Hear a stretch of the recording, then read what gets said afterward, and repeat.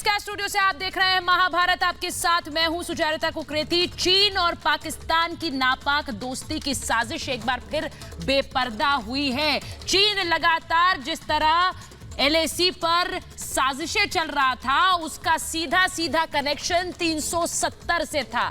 यानी एक तरफ पाकिस्तान आतंकी भेज रहा था और दूसरी तरफ चीन किस तरह से एलएसी पर चालाकी चल रहा था। पाकिस्तान में बैठे चीनी राजनयिक के खुलासे से यह बात सामने आई है, लेकिन उसके बाद डर इतना कि जिस तरह से ट्वीट कर जानकारी दी चीनी राजनयिक ने, उसे तुरंत हटा भी लिया। लेकिन हम पूछ रहे हैं कि जिस तरह आतंकियों को जन्नत पहुंचा रहा है हिंदुस्तान और जिस तरह से बॉर्डर पर और एलएसी पे चीन को अपनी मुस्तैदी से डरा रहा है हिंदुस्तान, ये नापाक दोस्ती हिंदुस्तान किस तरह से चीन और पाकिस्तान की इस नापाक दोस्ती को अंजाम तक पहुंचाएगा, यह रिपोर्ट और फिर महाभारत।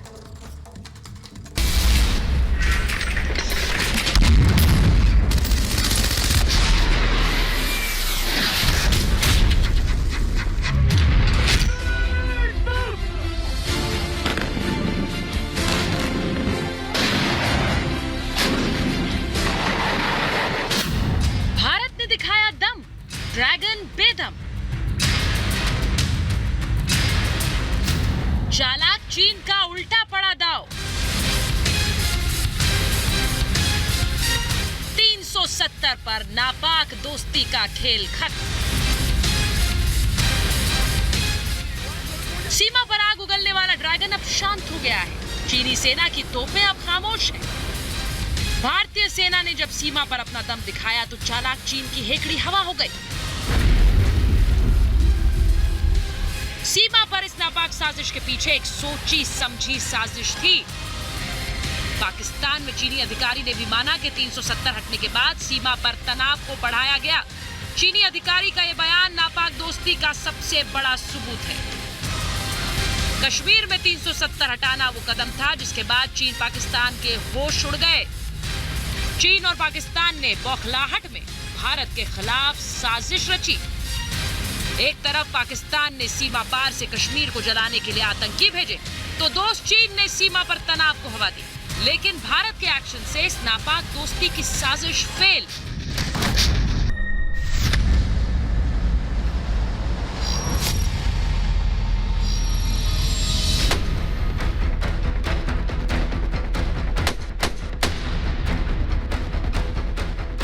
सेना ने साल 100 से ज्यादा पाकिस्तानी आतंकियों को ढेर कर पाकिस्तान को बेबस कर दिया है। सेना ने इस साल पाकिस्तान के भेजे गए 100 से ज्यादा आतंकी ढेर कर दिए हैं। पाकिस्तान बेबस है। दूसरी ओर ड्रैगन भी अब वापस अपने बिल में जा रहा है। सेना प्रमुख ने देश को भरोसा दिया कि चीनी सीमा पर हालात काबू में है। I would just like to assure everyone that the entire situation along our borders with China is under control. We are having a series of talks which started with the Corps Commander level talks on the 6th of this month. चीन और पाकिस्तान की दोहरी रणनीति भारत को झुकाने की थी, लेकिन वो भूल गए कि पीएम मोदी का नया भारत न झुकता है न हारता है। इस नए भारत ने एक तरफ आतंकियों को 72 हुरों के पास भेजा, तो दूसरी तरफ ड्रैगन की हर चाल को भी नाकाम कर दिया। Bureau report, Republic Bharat.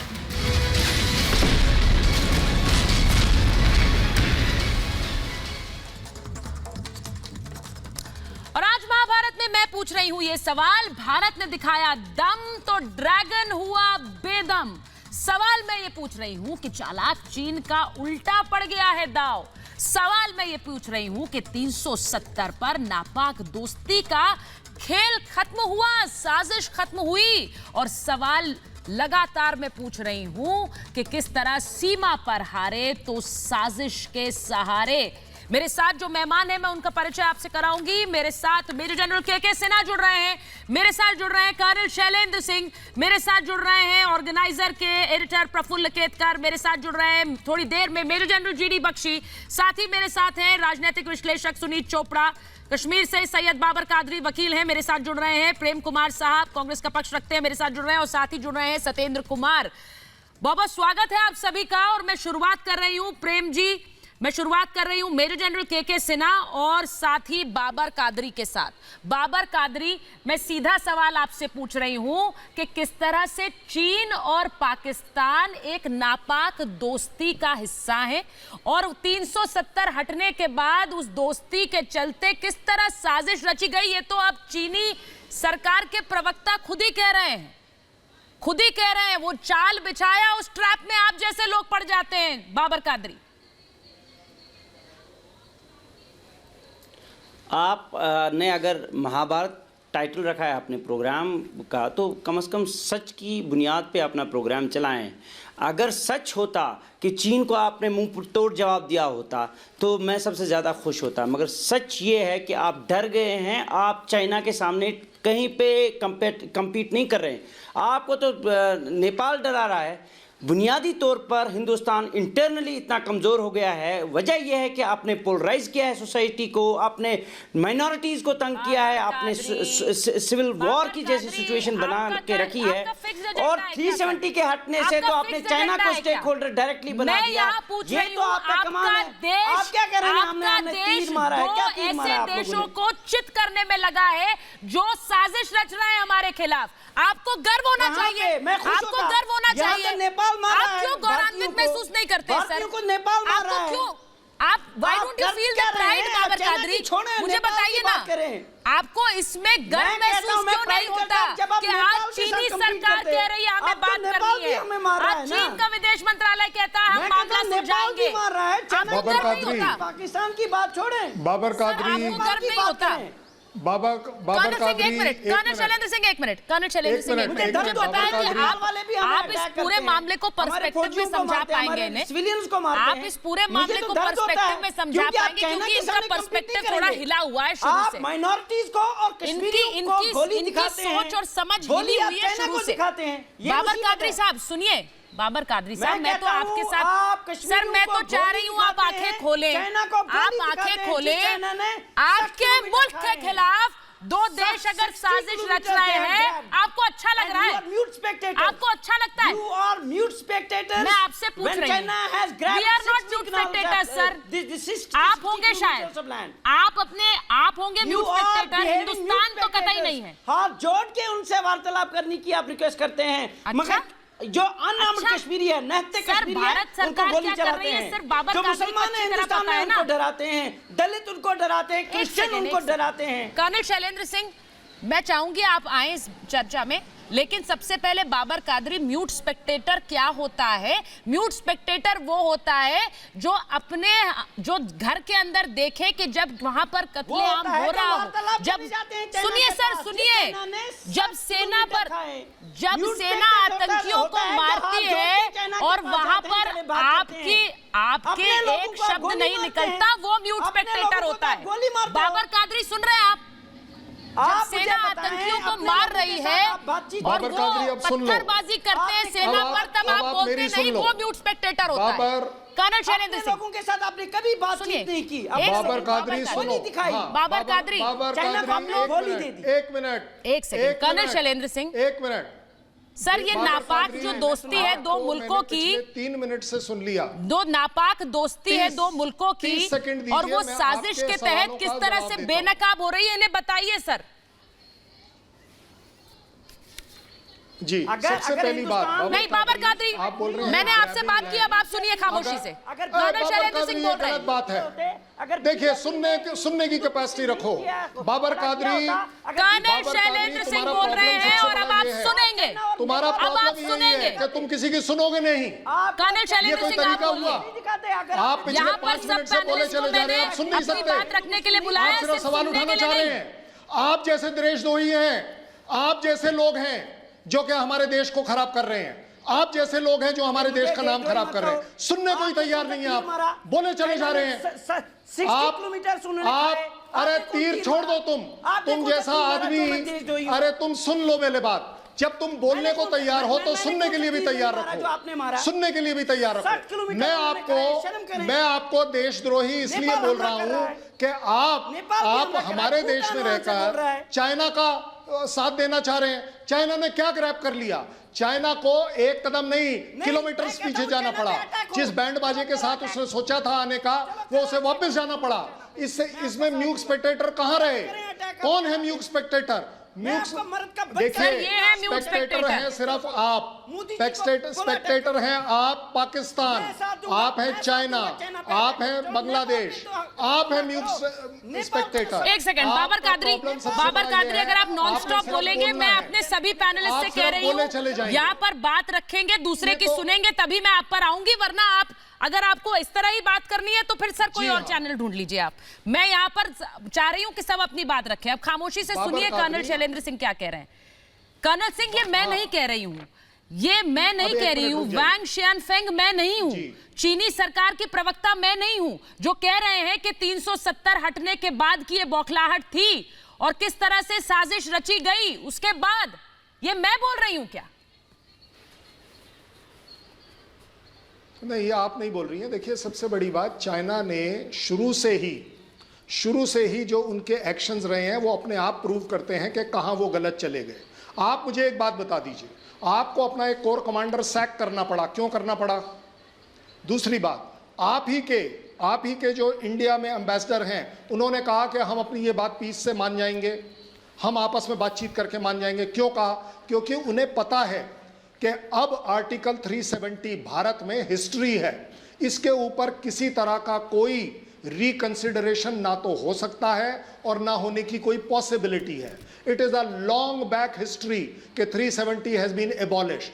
ये उनको समझ आ गया है अब जाकर, क्योंकि उन्हें लगा कि शायद अगर वो बॉर्डर के ऊपर कुछ करते हैं और पाकिस्तान LOC पर कुछ करेगा, वहां पासा उल्टा पड़ गया। क्योंकि सर दोनों देश जानते हैं, प्राइम मिनिस्टर, ये देखो, सुन लो जी सर, बोलिए, उसके बाद मैं आ रही हूं, बोलिए। आपका सबसे बड़ा प्रॉब्लम ये है, हाँ, मैं आपको सिर्फ ये बता रहा हूं कि LOC में भी पाकिस्तान ने सडनली रियलाइज कर लिया कि भारत दोनों तरफ पर जमीन इतनी गर्म कर देगा कि आप लोग बॉर्डर छोड़िए, अपनी तरफ 20-20 किलोमीटर जाएंगे, आप हमारी तरफ 2 किलोमीटर आने की कभी नहीं सोचेंगे आज के बाद।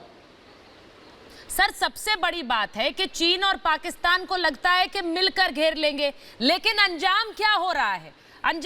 बाबर कादरी, आप नॉन स्टॉप बोले जा रहे हैं, सर आपका ऑडियो जा नहीं रहा है, क्यों नहीं समझते हैं, क्यों नहीं अपने गले को रस दे रहे हैं आप? जब मैं आऊंगी आपका नाम लेकर तभी आप बोलेंगे सर। सर जब मैं आपका नाम लेकर आपके पास आऊंगी तभी आप बोलिए सर, अपने गले को रस दीजिए ना प्लीज। मैं ये बोल रही हूं सीधे प्रेम कुमार जी कि ये नापाक खेल दोनों मुल्कों की तरफ से खेला जा रहा है, इसमें कोई शक है आपको?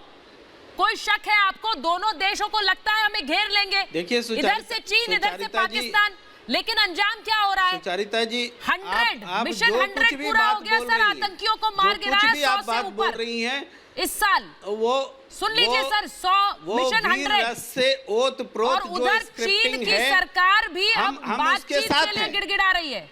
सुचारिता जी बोलिए।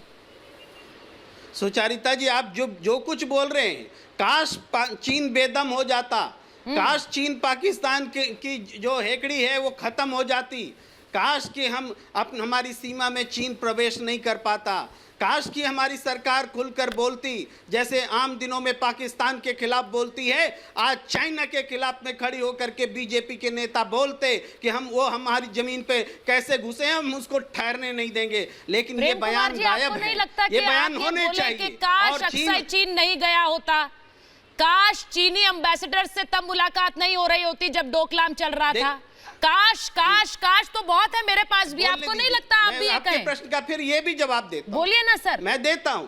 वो काश भूल जाते हैं, अगर हम कुछ, वो काश भूल जाते हैं। बोल रहा हूं, आप देखिए, आपको मैं बता रहा हूं, सुनिए। हाँ। देखिए, जो काश आप अक्साई चीन की बात करते हैं, हम युद्ध में कोई हार जाते हैं, कोई जमीन हमारी चली जाती है तो बात समझ में आती है, लेकिन हम बगैर युद्ध लड़े हुए हमारी सीमा में चीन को अपनी जमीन हड़पने दे रहे हैं, ये कायरता है। ऐसी कायर सरकार इससे पहले कभी नहीं देखी गई। अरे युद्ध हम हार सकते हैं, लेकिन बगैर युद्ध लड़े हम अपनी जमीन कैसे मैं यही पूछ रही हूँ आपसे। ये देश का सवाल है। सुनिए सर, अगर जीडी बख्शी हमारे साथ आए हो या प्रफुल्ल केतकर हमारे साथ आए हो, मैं सिर्फ ये कह रही हूं, मैं सिर्फ ये कह रही हूं कि सर दोनों देशों की तरफ से जो एक साजिश रची जा रही है उसको बेपर्दा करने के बजाय प्रेम कुमार जी यहां पर बंदूक तान कर खड़े हैं अपनी ही सरकार और सेना के खिलाफ। बड़ा अच्छी लगती है सर ये तस्वीर आपको? उसको बेपर्दा मुझे बड़ा करने अच्छा का लगेगा कि प्रेम कुमार दो पिस्तौलें लेकर हाथ में खड़े हो, एक तरफ पाकिस्तान एक तरफ चीन। बेपर्दा किया जाना चाहिए। लेकिन आप दोनों पिस्तौलें सेना पर, देश का कोई सरकार पर, चीन और पाकिस्तान के साथ खड़ा नहीं है, लेकिन उसको माकूल जवाब नहीं दिया जा रहा है। इसलिए हम अपनी सरकार की निंदा कर रहे हैं कि जितने दमखम के साथ में सुचारिता जी चैनल पर बोल रही हैं, उतना दमखम हमारी सरकार नहीं दिखा रही है। चीन के खिलाफ, पाकिस्तान के खिलाफ वो दम नहीं दिखा रही है। सीज फायर के उल्लंघन बढ़ रहे हैं, इनकर्शंस बढ़ रहे हैं, और हमारी सीमा में चीन आकर के चीन बैठा हुआ है, लेकिन हमारी सरकार दम नहीं दिखा रही है। वो दम दिखाना पड़ेगा। ये बात मैं सुचारिता जी साफ साफ कहना चाहता हूं, और इसलिए मैं नरेंद्र मोदी सरकार जी से पूछना चाहता हूं कि कहां है वो 56 इंच का सीना? क्यों चूड़ियां पहन करके बैठे हो? कैसे चीन हमारी सीमा में आ गया? क्यों नहीं उसको माकूल जवाब दिया जाता है? क्यों आप न्यूक्लियर बम बना करके बैठे हुए हो और चीन हमारी सीमा में घुस रहा है? हमेशा कैसे नेपाल के लोग हमारे लोगों को गोलियां मार रहे हैं? कैसी सरकार चला रही है? आपकी दहाड़ अपनी ही सेना के खिलाफ क्यों होती है, मैं ये पूछ रही हूँ। आज आर्मी चीफ ने कहा कि सब कुछ नियंत्रण में है। आप उन पर विश्वास करते हैं कि नहीं करते? करेक्ट करिए। प्रेम कुमार जी, मेरा सीधा सवाल है आपसे। प्रेम कुमार जी, मेरा सीधा सवाल आपसे सरकार के खिलाफ बोलना और सेना के खिलाफ बोलना अलग बात है। आज आर्मी चीफ ने कहा, आज आर्मी चीफ ने कहा का सहारा मत लीजिए, नियंत्रण में है। आप उनकी बात पर भरोसा करेंगे कि नहीं करेंगे? सेना के पीछे मत छुपो। प्रेम कुमार जी, सेना के पीछे मत छुपो। प्रेम कुमार ये जी, बात मैं साफ साफ कह देना चाहता हूं। सेना के पीछे कौन छुप रहा है? मैं आपसे पूछ रही हूँ, आप अपने आर्मी चीफ पर भरोसा करते हैं कि नहीं करते हैं? तो आप करते हैं कि नहीं करते हैं? आप करते हैं कि नहीं करते हैं? किसने कहा? बोलिए, बोलिए सर, प्रश्न पूछिए। आप आर्मी चीफ पर भरोसा करते हैं? ये जवाब देंगे सर बोलिए ना, अब क्यों चुप हो जाते हैं आप? अपना भाषण दे दिया उसके बाद चुप। बिल्कुल। अरे आर्मी चीफ पर आपको भरोसा है? आर्मी चीफ हमारी सरकार का हिस्सा है, रक्षा मंत्रालय का हिस्सा है। एक आर्मी चीफ पर भी भरोसा करते हैं, आर्मी रक्षा चीफ मंत्री पर सरकार भी का भरोसा हिस्सा करते हैं। क्या हम रक्षा मंत्री राजनाथ सिंह के बयान को भूल सकते हैं? प्रेम कुमार जी, आपको समझ आ रहा है आप क्या कह रहे हैं? आर्मी चीफ हमारी सरकार का हिस्सा है आप कह रहे हैं? आपको पता है आप बोल क्या रहे हैं? बिल्कुल हिस्सा है। आपको पता है बोल क्या रहे हैं? आपको पता है जब से आर्मी चीफ सरकार का हिस्सा कब से होने लगे सर? ये पाकिस्तान नहीं है। क्या बोल रहे हैं आप?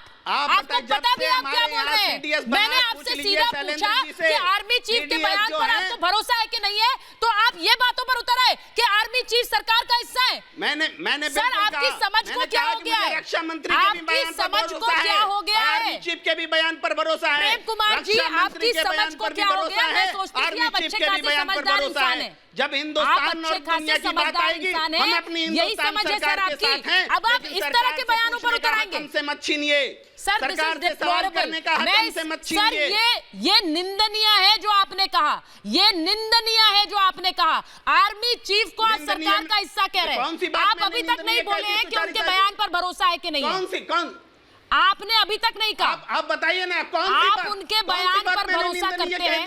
क्या हमारी सेना सरकार का हिस्सा नहीं है? सर मैंने आपसे पूछा, आप उनके बयान पर भरोसा करते हैं? अरे सर छोड़िए, आपकी हिम्मत नहीं हो रही है बोलने की। मैं आपसे 10 बार एक सवाल कर रही हूँ, आप हाँ या ना नहीं बोल पा रहे। मैंने सेना ये तो हिम्मत हो रही है आपकी, और वैसे बड़ा दहाड़ रहे हैं आप सेना और सरकार के खिलाफ। क्या रक्षा मंत्री के बयान को हम ये हालत है आपकी, ये हालत है आपकी। सुनीत जी अगर हमारे साथ आए, प्रफुल्ल जी के पास जा रही हूं मैं, प्रफुल्ल केतकर के पास जा रही हूं। प्रफुल्ल केतकर, अगर आपने सुना प्रेम कुमार यहां बैठकर क्या कह रहे थे, मैं हैरान हूं कि आर्मी चीफ के बयान पर एक भारतीय विश्वास करे ना करे, ये सीधा सवाल मैंने पूछा। आप विश्वास कर रहे हैं कि नहीं?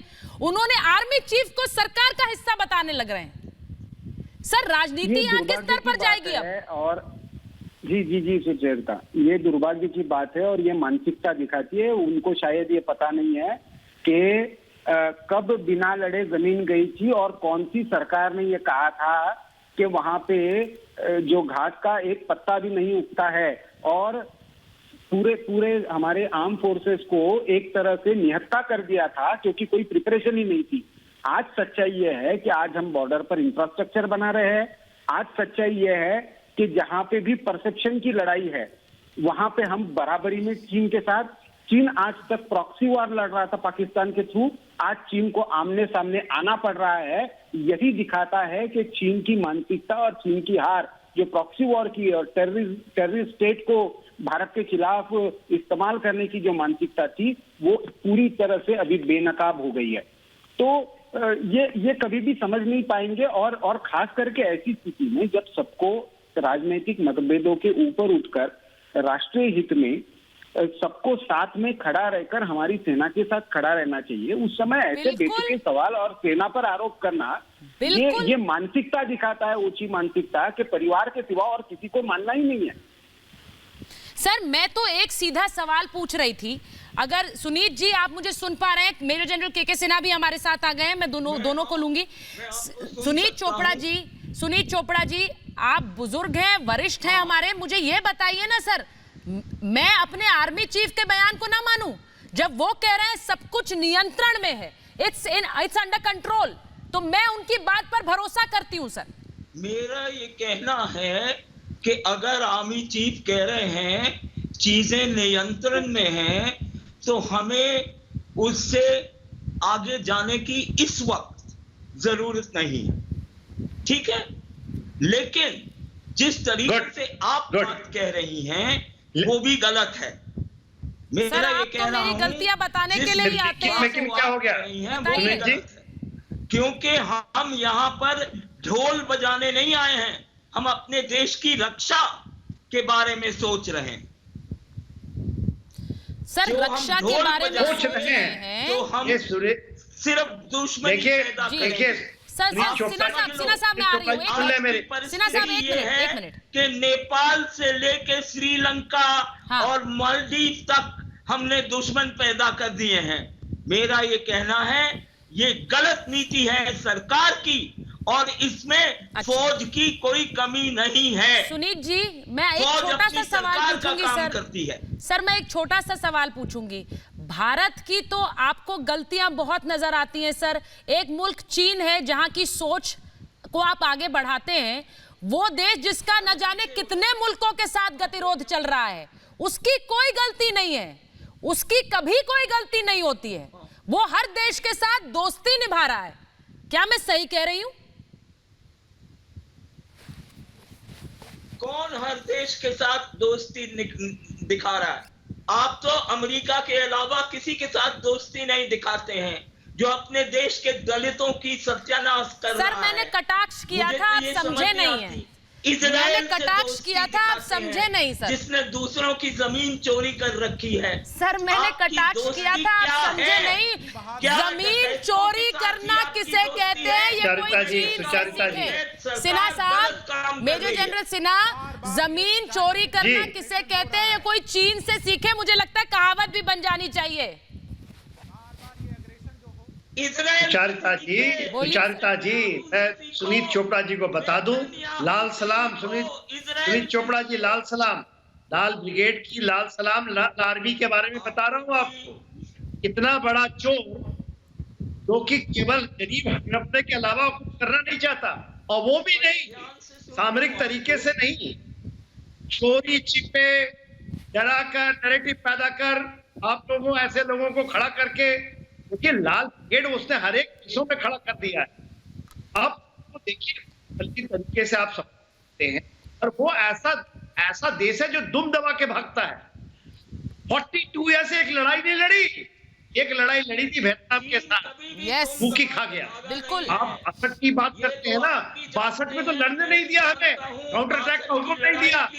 उस समय भी आप 17 तरीके के लोग थे, और भी मार खाता वो जनता में मत ब्लैंडर के हम अपने देश को बर्बाद आज देश हम अपनी लड़ाई और क्या कहता है उसका एम्बेसडर दिल्ली में बैठ करके ड्रैगन और हाथी डांस करेंगे।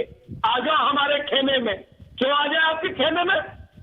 आप पूरे दुनिया को लूटते हो, दुनिया को आपने क्या क्या पाकिस्तान का एनहांस कर दिया। अभी आप नेपाल में पैसा देकर आ जाते हो। अरे भैया नेपाल हमारा मित्र है, हमारा। आज देखा केपी शर्मा ओली आपके ब्रिगेड के लोग थे ना, लाल सलाम, लाल ब्रिगेड के हिस्सा थे, पूरा घर नेपाल की जनता कहती है भारत से दोस्ती सर करेंगे। मैं एक बार सुनीत जी से एक सवाल लेना चाहती हूँ। मेरे जनरल सिन्हा एक मिनट, मेरे जनरल सिन्हा एक मिनट, मेरे जनरल सिन्हा पहली बात तो ये है कि चीन पर कटाक्ष भी सर शायद ये सुनना नहीं चाहते हैं, शायद चीन पर कटाक्ष भी ये सुनना नहीं चाहते हैं, तो फिर किसी चीज के लिए उन पर किसी चीज के लिए आरोप तो कहां लगाने की बात मैं करूं।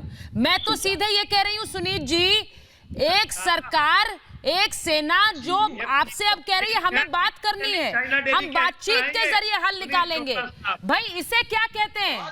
पहले आप हेकड़ी दिखाते हैं, फिर बातचीत की बात करते हैं, फिर आप बातचीत की बात करते हैं। कौन लाया है इन्हें लाइन पर? कौन लाया लाइन पर? क्योंकि अडिग है, भारतीय सेना अडिग है, ये संदेश इन्हें भी मिल गया है। बातचीत अच्छी है, चलने दो, सुनो, देखो, उम्मीद और यहाँ कि हम अपने देश को बेकार के खून से बचा लें। मेजर जनरल जीडी बख्शी हमारे साथ आ गए हैं। मैं मेजर जनरल जीडी बख्शी के पास जा रही हूँ। जीडी बख्शी साहब, आप यहाँ महाभारत में थोड़ी देर से हमारे साथ जुड़े सर, लेकिन मैं आपको बता दूं कि थोड़ी देर पहले क्या घटित हुआ। प्रेम कुमार जी को लीजिए जरा। प्रेम कुमार जी जो यहां बैठकर कह रहे हैं कि चीन के साथ जो कुछ हो रहा है उसमें चीन भारतीय सेना अध्यक्ष की बात को जब सवाल उन पर पूछ रहे हैं तो ये कह रहे हैं कि सेना अध्यक्ष तो सरकार का हिस्सा है, सेना अध्यक्ष सरकार का हिस्सा है। सर इस तरह के बयान, सेना अध्यक्ष के बयान पर मैं सवाल पूछ रही हूं तो सरकार का हिस्सा बता रहे हैं उन्हें। रुकिए सर, मैं मेजर जनरल जीडी बख्शी के पास जा रही हूं। पहले आपने जो बयान दिया, आपने जो बयान दिया सर उस पर पहले मेजर जनरल जीडी बख्शी की बात सुन लीजिए। बोलिए सर। सरिता जी मैं बैठा हुआ हूँ, मैं बोल रहा हूँ। देखिए वो आधिकारिक सोर्स हैं, वो सेना के अध्यक्ष हैं। He occupies a very responsible position in the government hierarchy, in the government machinery as the head of the army. Yes. Army के चीफ की हैसियत से वो एक बहुत जिम्मेवार पोजीशन में हैं with the government. पहले आर्मी वाले अटैच्ड ऑफिसर्स होते थे, now they are part of government of India. मुझे समझ नहीं आया इसमें एम्बिग्युइटी क्या है। ये यहाँ पर प्रेम कुमार जी से मैंने सीधा सवाल पूछा कि जब आर्मी चीफ कहते हैं कि सब कुछ अंडर कंट्रोल है, स्पष्ट करने दीजिए, मेरी आवाज दब गई थी, कंट्रोल है, सब कुछ मेरी आवाज दीजिए, मैं क्लैरिटी देता हूँ। सर प्रेम कुमार जी रुकिए, जीडी बख्शी साहब बताएंगे। प्रेम कुमार जी एक मिनट रुक जाइए, साहब बताएंगे। प्रेम कुमार जी एक मिनट रुक जाइए, मैं मेजर जनरल जीडी बख्शी से मुखातिब हूँ। सर अभी मेजर जनरल जीडी बख्शी, मैंने सीधा सवाल इनसे ये पूछा कि जब आर्मी चीफ कह रहे हैं कि एलएसी पर नियंत्रण में है सब कुछ, एवरीथिंग इज अंडर कंट्रोल, तो हम अपने आर्मी चीफ को माने या फिर यही नैरेटिव आगे बढ़ाते रहे कि चीन देखिए अंदर आ रहा है, चीन देखिए घुसपैठ कर रहा है, चीन ने इतनी जगह ले ली। देखिए मैं सिर्फ इतना कहना चाहता हूं कि जो हमारी हैंडलिंग रही है चीन के सरप्राइज मूव की, हर साल चीन ये दोनों एलएसी की परसेप्शंस लेके वो यहां पे करते हैं ट्रांसग्रेशंस, जो वो समझते हैं कि एलएसी की परसेप्शन जहां तक है वहां तक आते हैं, हम वहां तक जाते हैं जहां तक हमारी समझ में एलएसी की परसेप्शन है।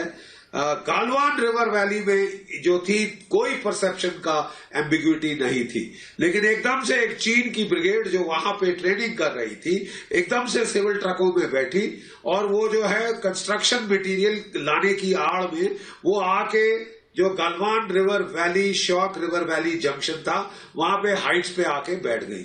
उस हाइट से उसे पीछे हटना पड़ा है।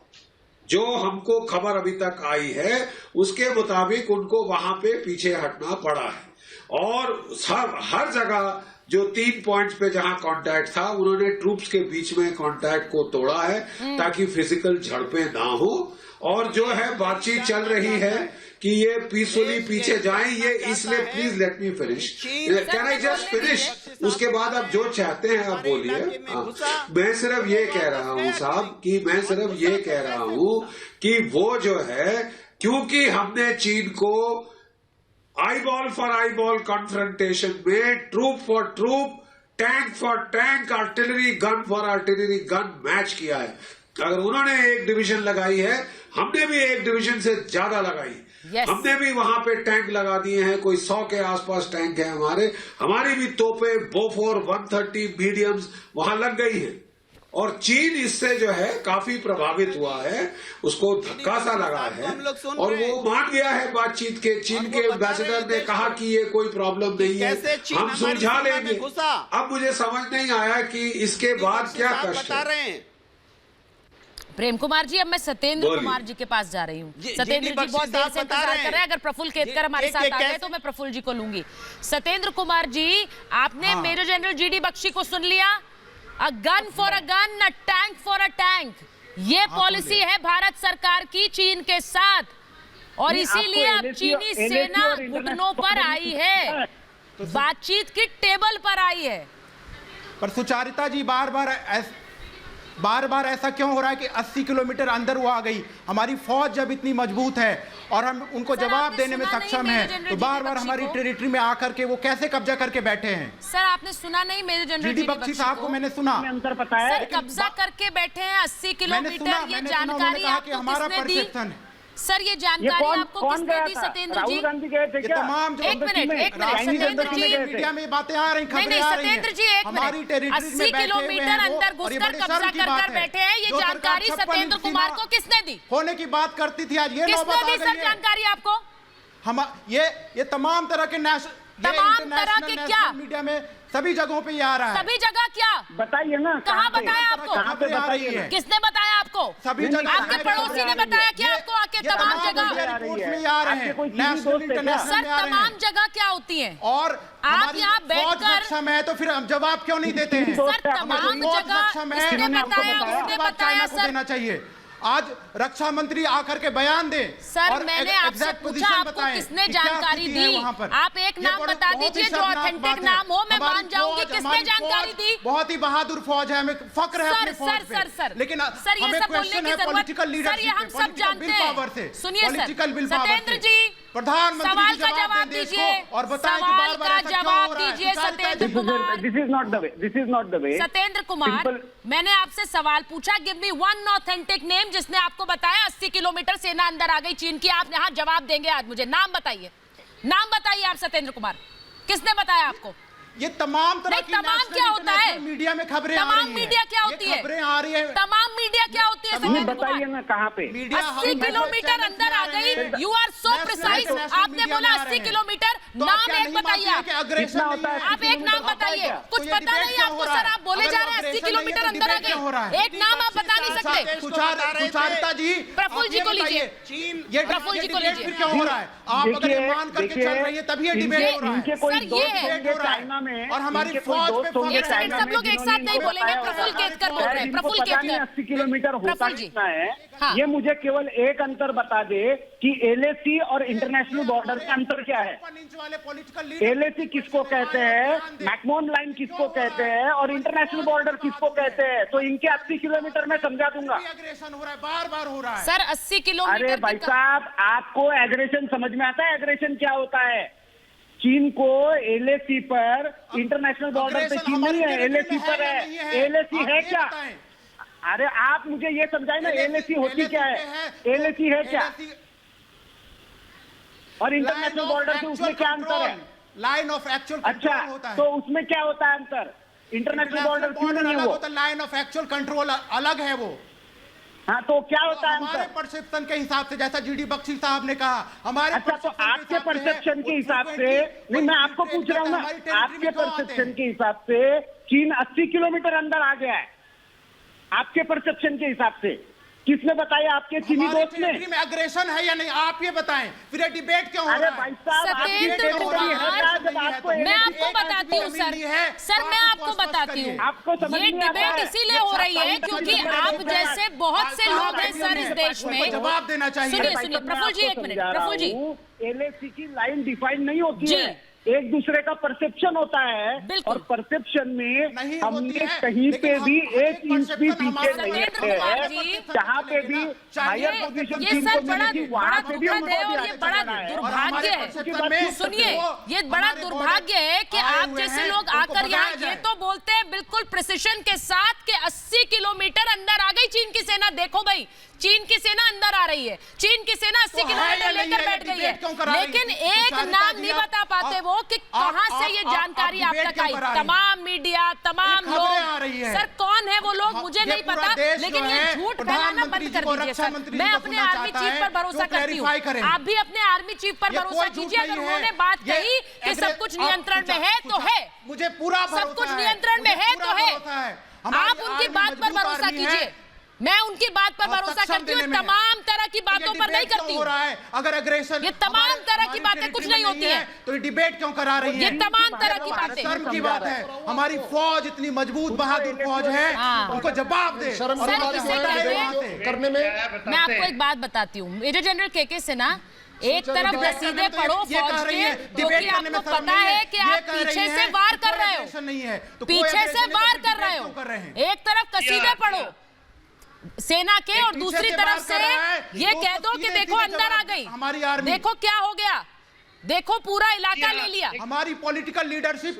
सर रुक जाइए आप। देखिए सुचारुता जी, आपके हेडलाइंस आ रहे हैं, आप देखिए सुचारुता, सुन ले मेरे भाई। अरे भाई देखिए ये ना प्रॉक्सी ब्रिगेड है, चाइना की प्रॉक्सी ब्रिगेड जो यहाँ बैठ करके ना प्रॉक्सी वार खेल रही है इंडिया के साथ। देखिए ये भारत का रिपब्लिक चैनल बड़ा चैनल है, उसके हेडलाइंस देखिए। पाक, भारत ने दिखाया दम, पाक और चाइना हो गया बेदम। ये आपको नहीं दिखाई देता? आप कहते हैं मीडिया में खबर आ गई आपको 80 किलोमीटर। मेरे भाई 80 मीटर आगे आ जाएगी, अभी 80 इंच आ जाएगी, तो ये भारत की सेना है या ये चाइना और जो आप जिसके साथ खड़े होते हैं ना, जो प्रॉक्सी वॉर के साथ हिस्सा बनते हैं, जो ग्लोबल टाइम का हिस्सा बनते हैं, पीपल्स डेली का हिस्सा बनते हैं, ये जी हाँ, 80 इंच आ जाएगी, बाबर कादरी को ले रही नहीं छोड़ेगी। आप 80 किलोमीटर की बात करते हैं, आपको पता है परसेप्शन क्या होती है, आपको पता है LAC क्या है, आपको पता है कि जमीन पर कैसे कार्रवाई होती है, क्या एग्रेसिव पोस्चरिंग क्या होता है। आपने अभी आप हमारे मेजर साहब को नहीं सुना, उन्होंने क्या बोला? Man to man, tank to tank, weapon to weapon.